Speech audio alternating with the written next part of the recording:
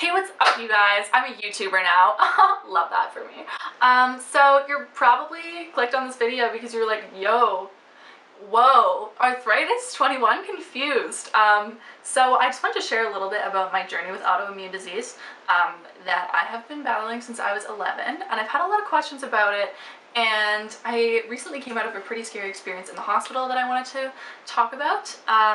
And also I was looking for a lot of content online of people who have been through something similar, who are my age, and I found that either it's people like really young kids, stories about really young kids, or really old people, and there's no one really in my stage of life that has shared their experience online, so I thought that would be dope. Okay, so what I have is Systemic Juvenile Idiopathic Arthritis. Whoa, what? Okay, SJIA is what it's called. How this began, I was 11 in grade 6, and I woke up one morning with just a terrible fever. You know, we thought it was a flu, but then things started to get worse, and I got covered in a rash, and things just kept getting worse. I'm really condensing the story here, and eventually my knees were extremely painful, and my wrists as well, to the point where I couldn't walk and I had to be carried around my house. And essentially I ended up missing almost all of my grade 6 year because of this arthritis, and it took them quite a while to diagnose because, you know, arthritis is not the first thing you think of. The thing with the systemic form of arthritis is it affects organs in your body. Mainly your liver and your spleen. So I had a lot of liver and spleen issues on top of the joint pain. It's hard for me to recount because I was very young. The only things I do remember are a lot of pain and being immobile for a long time and watching a lot of Ellen DeGeneres on TV and never leaving the house because I could not move. There were a couple times where my dad had to call an ambulance because I couldn't move, and that was very scary for my family. My mom stayed home with me for 6 months. So in terms of treatment for that, I was on two things. I was number one on a drug called methotrexate, which is actually a chemotherapeutic drug. However, I took it on a much lower dose than it would be used for people with cancer. However, this drug, which is widely used to treat rheumatoid arthritis, it did make me lose a lot of my hair. So I wasn't bald, but as an 11-year-old, it was quite a lot. Very thin hair. And then number two, I was on a drug called Prednisone, which I would really like to talk about because this is something that a lot of people are on for various things: IBS, Crohn's disease, arthritis, you know, kidney issues. Prednisone is the worst thing ever. I mean, it saved my life, but it's terrible. Let me tell you about it. So prednisone is a corticosteroid that replaces your adrenal function in your body. Also, like, I really don't know a lot about medical stuff, so like if I'm getting something wrong, whatever. Decreases your immune system's response. So arthritis is an autoimmune disease, and it is when your body is attacking itself, and it's attacking joints, and in my case also my internal organs. So what the prednisone did is really just like shut it down. However, prednisone, let me tell you, oh great, side effects, not cute, not hot. So the main thing that really was great with this, especially as an 11-year-old when everyone's just so damn nice to you, so I blew up like a pufferfish. One of the main side effects of prednisone is moon face. So basically what happens is your face goes like this. I'm gonna insert some pictures here right now. Hey, what's up? You can really see what's happening here. It was really intense. I don't remember a lot from this time. I just remember feeling really bad about myself, and a lot of stretch marks I remember on my stomach, and just my mom putting oil on it and lotion and, you know, hoping it would go away, but there would just be more and more every day. And other strange fat deposits in the back of your neck. It's like a little camel hump. It's cute. And then you get it in your lower back, little love handles, and then you also get cankles. So all around it was just cute. Loved it. And some other things that happen, something that really sucks with prednisone is you just become angry at the world and you want to punch everyone. Every time someone speaks to you, you're like, shut up, get out of my face, and leave. And intense mood swings and you're just like, what the hell is happening to me? I feel like I'm PMSing all the time. So that's cute. Also, something that happened to me when I was a kid is, well, this happens with children, is it stunts your growth. So even though I'm really tall, I'm 6 feet tall right now, but during that time I didn't grow at all, so I was shorter than people in my class, and of course the second I came off the prednisone I went whoop, and then in a year I was 5'7" by the time I was 13. Different story. Okay, so this was an extremely difficult time in my life, but I made it through. I was young, you know, we rebound. 10 years pass, okay, so I'm 21 years old right now. 10 years pass, nothing happens, absolutely no joint pain. I'm a very active dancer. I did have some injuries, but you know, nothing out of the normal. I was in Morocco a couple weeks ago, and I started to get a little sick. And I was like, oh, you know what? It's probably some sort of travel illness. It's probably okay. I tend to get sick when I travel. I travel a lot. But on the day we were traveling home, to put a long story short, I got very sick and had a very high fever, and it didn't cross my mind, oh, maybe this is arthritis, because they did tell me after 7 years, the chances of any sort of autoimmune manifestation coming back later in life are less than 5%. So this didn't cross my mind. So essentially, I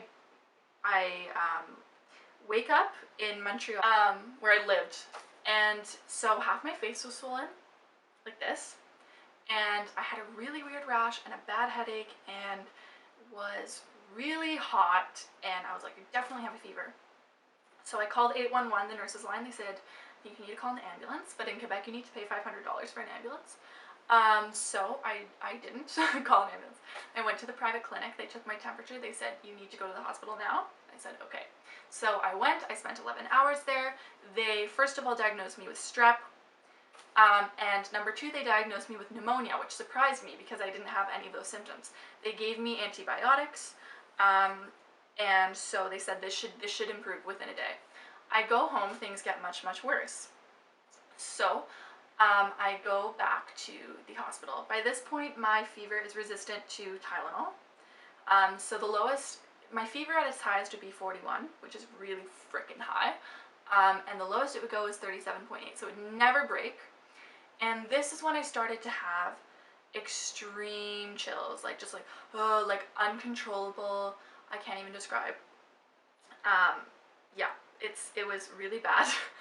And the worst headache I've ever had in my entire life.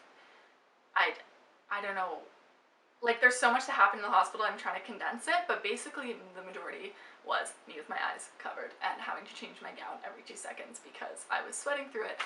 So by this point they say, okay, you probably have dengue fever, which is interesting because dengue fever is extremely uncommon in Morocco. And I know in my head that there's something wrong, and you know, I've never felt this way because things kept going wrong. So I go home, I get much worse, I wake up in the middle of the night and I faint. By this point I'm having trouble breathing, very severe trouble breathing. So I go back again for a third time to the ER.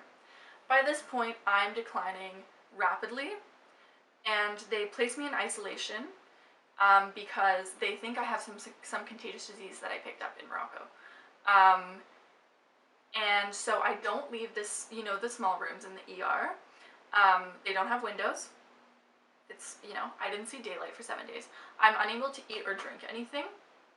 So they have me on a saline drip, and they're basically just running a lot of tests, CT scans, X-rays, blood tests, ECGs, urine tests, stool samples, everything you can think of. Everything is coming back negative. The only thing that comes back positive is strep and mono. Interesting, because I'm way too sick and incapacitated to just have these things, okay? So things keep getting worse and worse and worse. By the end of this week, I'm on oxygen. I can't sit up on my own. For some reason, whenever I would sit up, I couldn't breathe. And then my liver started to go. So when your liver function goes down, this is like TMI, but your pee turns a really weird, dark brown, which is not normal at all. And that is just a sign of like your liver is just like going sicko mode on itself, basically. I also had a lumbar puncture, which was unsuccessful. No meningitis. They thought I had meningitis. And then my gallbladder was really inflamed, and then they did an ECG and found out that my heart was really inflamed. and they were getting worried because these things kept shutting down and my condition continued to worsen. And the night when it really hit the fan was, I was having a chest CT scan, and I was in the machine, and I was already having difficulty breathing, but by this point my breathing is almost not there, and I'm breathing like like this, like I don't know how to describe it, but it was almost like I had a very small lung capacity, like I could only breathe in this much. Meanwhile, I also have a 40-degree fever and I'm covered in a lacy rash. And I said to the CT scan people, I said, I think I'm in trouble, because I was beginning to see spots everywhere and tunnel vision.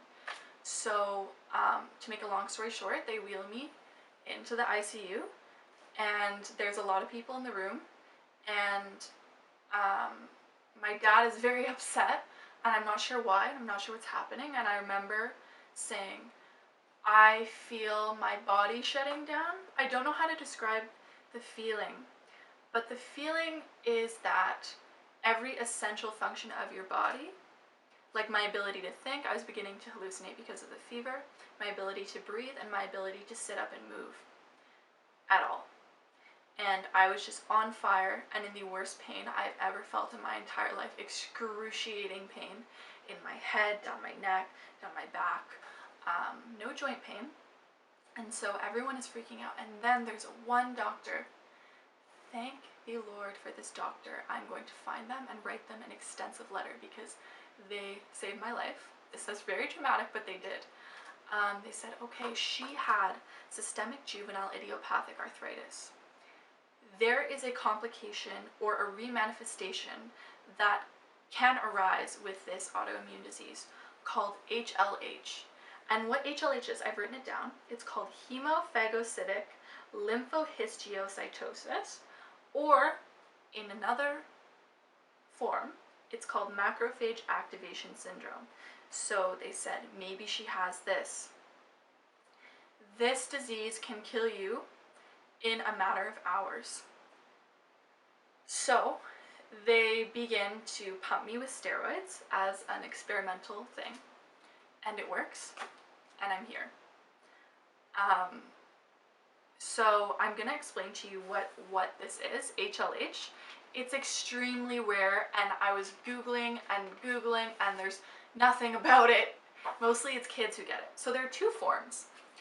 It can either be genetic, which is what I don't have, or it's acquired. So acquired means that you get some sort of virus or infection. In my case, it was Epstein-Barr, or mono, and it triggers this overactive autoimmune response where your body just turns inwardly on itself and begins making too many activated immune cells, and your body's attacking itself, it's shutting itself down. So what can happen with this if it's not caught? Either you can have brain damage, you can have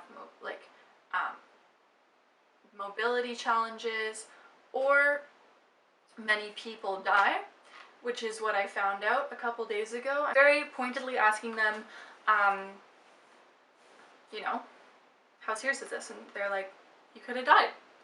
And then they told me about a guy down the hallway who had HLH as well, and they caught it a couple days later, and he was in the ICU for 6 weeks.